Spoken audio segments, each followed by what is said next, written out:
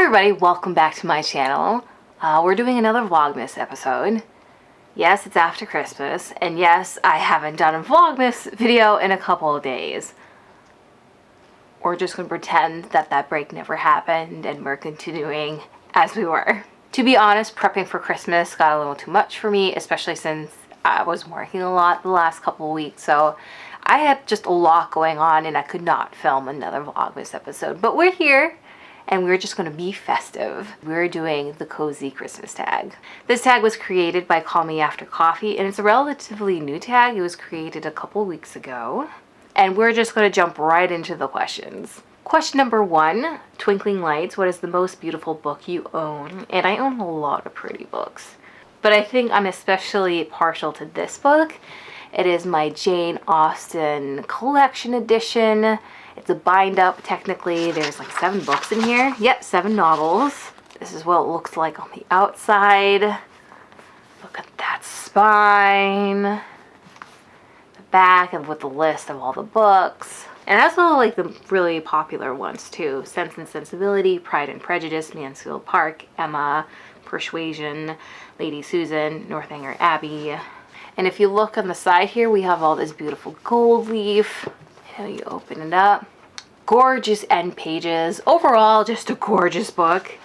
Like, the detail alone is what drew me to it in the first place. Like, I love the gold-plated roses all throughout the front here. Just, I saw this in Barnes & Noble. I'm like, I'm about to waste a whole ton of money, and it's going to be worth it. Question number 2, the perfect tree. Will you pay more to get the prettiest edition of a book? The answer is yes. Yes, I would. We also have a Barnes & Noble, like, complete Sherlock Holmes edition as well.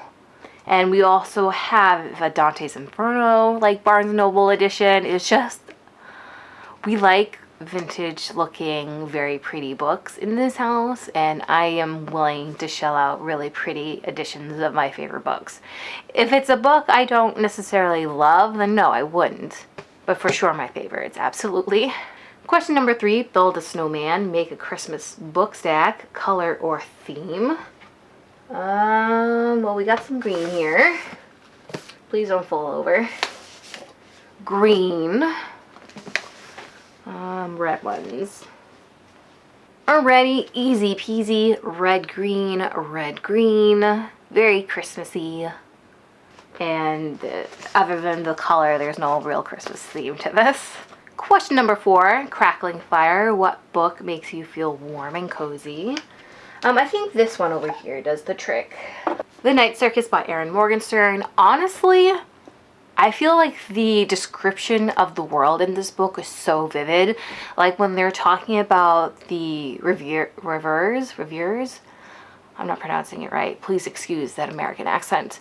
When the fans of the Night Circus like show up to go to the circus, and she gets really descriptive of how like cold and crisp and clean the air feels, and she talks about the characters like stepping on leaves. It's just in my mind, no matter where I am, I'm like, I'm outside and it's chilly and I can see the breath in front of me, and so I just like snuggle wherever I'm like wherever I'm reading this book, because to me fall just means cozy. So it could be the middle of summer and I'd want to like just go right into my chair with this book. Question number 5, knee-high socks. What is the longest book you've read? Offhand, it would have to be any of the Outlander books. Those suckers run up to like 800 pages long, and the font is so freaking tiny that offhand, I think that's like one of the longest books I've ever read. Like Drums of Autumn, which I think is 4, maybe 6. That's definitely like 880 something pages. Like that's hitting 900. It's a lot. Question number 6, ugly sweaters. What's the ugliest book you own? I'll have you know, I love all of my children equally. Differently, but equally. And that's what my dad likes to say when we ask him who's his favorite. I'm like, you have a favorite, you just don't want to tell me. And speaking of Outlander, I think I'm going to choose this book as the ugliest book I own. It's the Outlandish Companion. It kind of like just describes certain elements of the book in like alphabetical order. It's like an Outlander dictionary, sort of. Like, there is a part that talks about the actual synopsis of the books, another part that just talks about the characters, another part that just talks about all the family trees that are involved, the food, the research that went into the books, and then we kind of have like little illustrations throughout.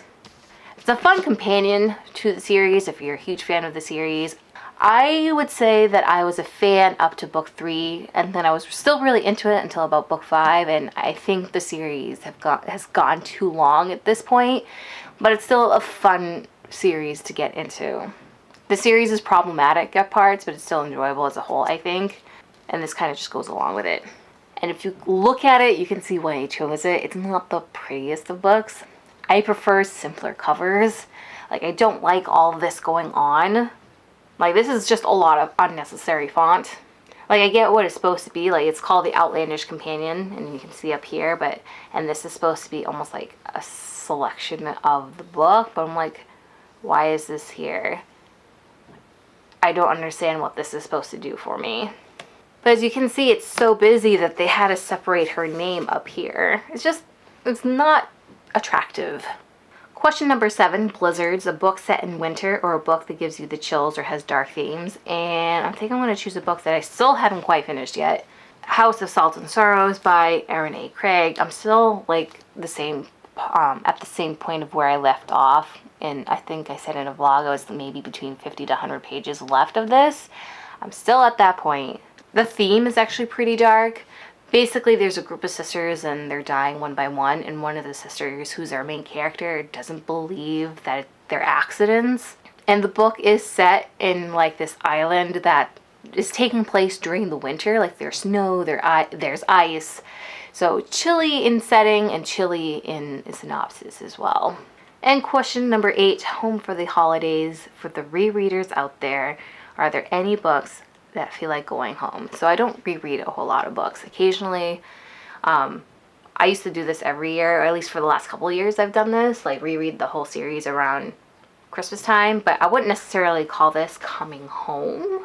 Like, I love the series, but I don't feel that way about the series, and especially with Rowling's recent comments on Twitter, which was very disappointing. Like, I still love the series, but I don't necessarily love her anymore. So, and in regards to for a book that feels like it's going home, I would have to say The Hobbit, which is over here. Let's pull it out so I don't actually have to edit later. Come down here. The Hobbit by J.R.R. Tolkien. As you can see, this is one of those like little like portable editions. I love this.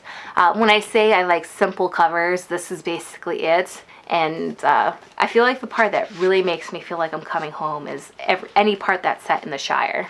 And that's it. That's all I have for today's video, because it is technically still Vlogmas.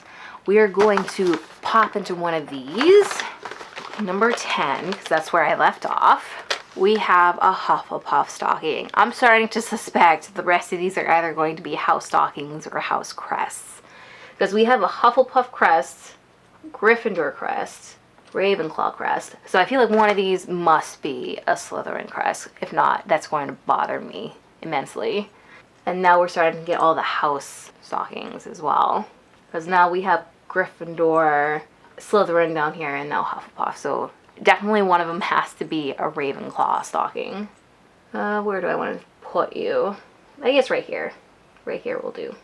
That's all I have for you guys for today. I hope you're having a really great holiday, whether you celebrate Christmas, Hanukkah, Kwanzaa, or anything else.